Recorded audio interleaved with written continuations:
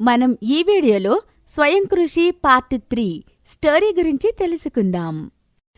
శ్రావ్య కావ్యాల మధ్య తమ వాదనలు నెగ్గించుకోవాలనే ఛాలెంజ్ వచ్చిన తర్వాత ఎవరి ఊర్లకి వారు చేరుకున్నారు. ఎంతో ఆనందంగా రీయూనియన్ కోసమని వెళ్లిన కూతురు వచ్చిన దగ్గర్నుంచి ఏదో ఆలోచనలో ఉండడం గమనించిన ఆమె తండ్రి ఉమామహేశ్వరం కూతురితో ఇలా అంటున్నాడు. ఏరా తల్లి, ఫ్రెండ్స్ ఎవరూ కలవలేదా? లేక నీ క్లోజ్ ఫ్రెండ్ శ్రావ్య రాలేదా? ఎందుకని అలా ముభావంగా ఉన్నావు అని తండ్రి అడగడంతో ఆ ఊరిలో శ్రావ్యాన్ని కలిసిన తర్వాత వాళ్ళిద్దరి మధ్య మాటా పెరిగి వచ్చిన వాదన గురించి చెప్పింది. ఆ సందర్భంలో కావ్య తన ఫ్రెండ్తో చేసిన ఛాలెంజ్ గురించి కూడా చెప్పింది. అప్పుడు తండ్రి ఇలా అంటున్నాడు. చూడు తల్లి, చిన్నప్పటి నుండి నీకు కష్టమంటే ఏంటో తెలియకుండా పెంచాలనుకున్నాను. కానీ ప్రతిసారి నువ్వుగా ఎదురెళ్ళి కష్టం విలువని తెలుసుకుంటూ పెరిగిన దానివి. అలాంటిది నీ ఫ్రెండ్ కష్టాలని భరించలేక కోపంగానో విసుగులోనో ఉందనుకో, అందుకు నువ్వే తనకి హెల్ప్ చేసి ఉండాల్సింది. ఒక పని చెయ్యి, వాళ్ళ అకౌంట్ డీటెయిల్స్ చెప్పు, మళ్ళీ కష్టం వాళ్ళ కంటికి కనపడకుండా చేస్తాను. అంతేకాని ఈ ఉమామేశ్వరం కూతురు ఒక సాధారణమైన పిల్లల బయట చిన్న ఉద్యోగం చేసుకుని బ్రతుకుతానంటే ఎలా అమ్మా? నా పేరు నీకు అక్కర్లేకపోవచ్చు, కానీ నీ సేఫ్టీ నాకు కావాలి తల్లి అని తండ్రి అన్నమాటకి కావ్య ఇలా బదిలిస్తుంది. చూడండప్పా, మీరే అన్నారు నేను కష్టం విలువ తెలుసుకుని పెరిగానని. మరి అలాంటిది అది పడుతున్న కష్టాన్ని నేనెందుకు చులకనగా చేస్తాను చెప్పండి? కానీ శ్రావ్య ఒక ఫాల్స్ థింకింగ్లో ఉంది. కేవలం డబ్బు లేకపోవడం ఒక్కటే తమకి ఆనందాలని దూరం చేస్తుందని. అయినా ఆనందానికి డబ్బుకి సంబంధం ఏముందప్పా? ఉన్నదానిలో సర్దుకోవడం తెలిస్తే అంతకన్నా సంతోషం ఏముంటుంది చెప్పండి? అదే దానికి చెప్పాలని ట్రై చేశాను, కానీ అది నా మాటకి ఒప్పుకోవడం లేదు. అందుకే దానిలాంటి జీవితాన్ని నేను సంతోషంగా గడిపి చూపిస్తాను అని చెప్పాను. ఇందులో తప్పేంటప్పా? ఇక వాళ్ళ అకౌంట్ నెంబర్ ఏంటని అడిగారు కదా మీరు. అలా డబ్బుతో మీరు వాళ్ళ ప్రాబ్లమ్స్ తీర్చేస్తే నేను ఓడిపోయినట్టే కదా అప్పా. మీ కూతురిని ఓడిపోమంటారా అనే మాటతో తండ్రి ముందర కాళ్లకి వందనం వేసింది. ఇక ఆ తర్వాత ఉమామహేశ్వరం ఏమీ మాట్లాడలేదు. అందుకే కొద్ది రోజులు దూరంగా ఉంటానని చెప్పి తండ్రిని ఒప్పించి ఏమీ లేని సాధారణ అమ్మాయిలాగా కావ్య ఇంట్లో నుండి బయటకొచ్చి శ్రావ్య వాళ్ళ ఊరికి చేరుకుంది. మరోవైపు ఉదయం లేచిన దగ్గర్నుండి ఎటు చూసినా సమస్యలు, కష్టాలని చూడడం అలవాటు పడ్డ శ్రావ్యకి కనీసం కావ్యతో చేసిన ఛాలెంజ్ కూడా గుర్తులేదు. ఎప్పటిలాగానే నిరుత్సాహం, ఫ్రస్ట్రేషన్తో ఆమె రోజులు గడపసాగింది. సరిగ్గా అలా వారం గడిచిన తర్వాత ఒకరోజు కావ్య శ్రావ్యకి ఫోన్ చేసి ఇలా మాట్లాడుతుంది. శ్రావి, నిన్ను ఒకసారి కలవాలే. కావ్య, నేను కొన్ని ఇంటర్వ్యూస్కి అటెండ్ అవుతున్నానే, ఇప్పుడు అక్కడికి రావడం కుదరదేమోనే అని సంకోచిస్తూ చెప్పింది. అప్పుడు కావ్య ఇలా బదిలిస్తుంది. లేదే, నేనిప్పుడు మీ ఊళ్ళోనే ఉన్నాను. పాతపేటలో ఒక చిన్న రూమ్ అద్దెకి తీసుకుని ఉంటున్నాను అని చెప్పేసరికి శ్రావ్య షాక్ అయింది. వెంటనే ఇలా బదిలిస్తుంది. ఏంటే నువ్వనేది? నువ్వు మా ఊరికొచ్చావా? ఇక్కడ ఉంటున్నావా? నీకు అంత అవసరమేమొచ్చిందే? అన్నీ చెప్తాను. పాతపేట 3వ వీధిలో అట్ల మామ్మగారి ఇంటికి రావే, మాట్లాడుకుందాం అని చెప్పడంతో శ్రావ్యకి మన ఊరిలో తామిద్దరి మధ్య వచ్చిన పంతం, ఛాలెంజ్ అన్నీ అప్పుడు గుర్తొచ్చాయి. అందుకే ఇలా అనుకుంటుంది. నేనేదో ఫ్రస్ట్రేషన్లో అంటే ఇది ఇంత సీరియస్గా తీసుకుందా అనుకుని కావ్యాని కలవడానికి తను చెప్పిన అడ్రస్కి వెళ్ళింది. అది ఒక చిన్న రేకుల షెడ్.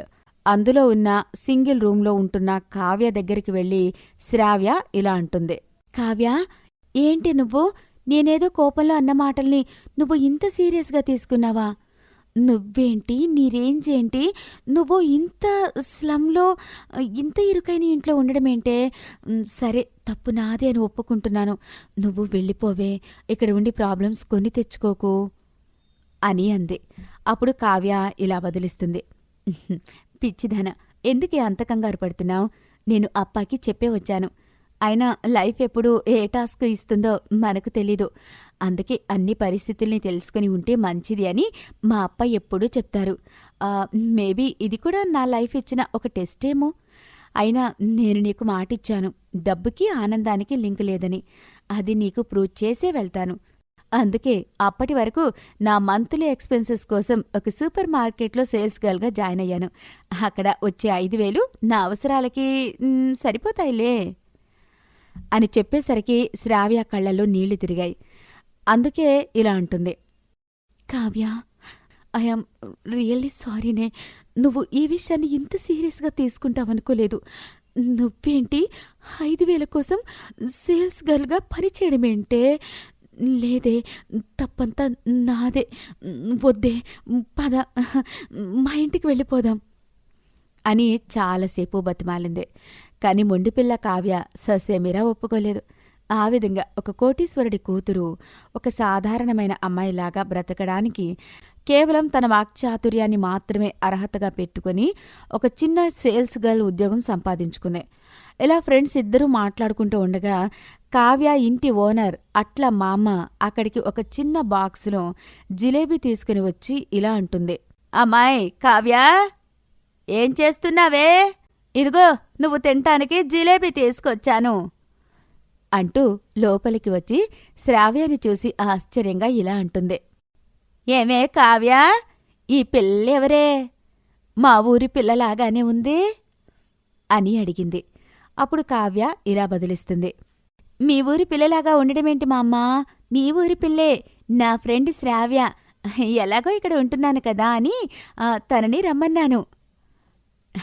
మంచి పని చేశావు. ఇదిగో అమ్మాయి, నీ పేరేంటి?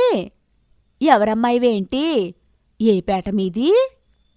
అంటూ ప్రశ్నల మీద ప్రశ్నలు అడిగేసి అన్నింటికీ జవాబులు తెలిసేసుకుని వచ్చిన పని పూర్తయిపోవడంతో అట్ల మా అమ్మ ఇలా అంటుంది, సరేనే పిల్ల, మీరేదో మాటల్లో ఉన్నారు కాబోలు.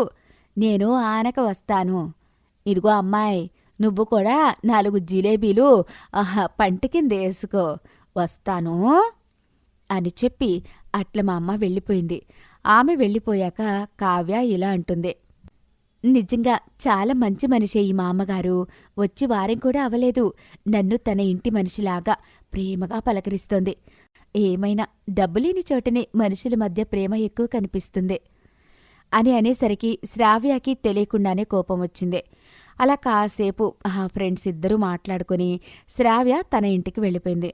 అప్పుడు తల్లి ఇలా అంటుంది, ఏమే శ్రావ్య, ఇందాక నీకేదో పోస్ట్ వచ్చింది చూడవే, ఆ బల్ల మీద పెట్టాను అని తల్లి చెప్పడంతో శ్రావ్య ఆసక్తిగా వెళ్ళి ఆ వచ్చిన పోస్టు తెరిచి చూస్తే అది ఒక జాబ్ అపాయింట్మెంట్ లెటర్. అది చదవగానే శ్రావ్యకి ఎగిరి గంతేసినంత ఆనందం వేసి గట్టిగా అరిచింది.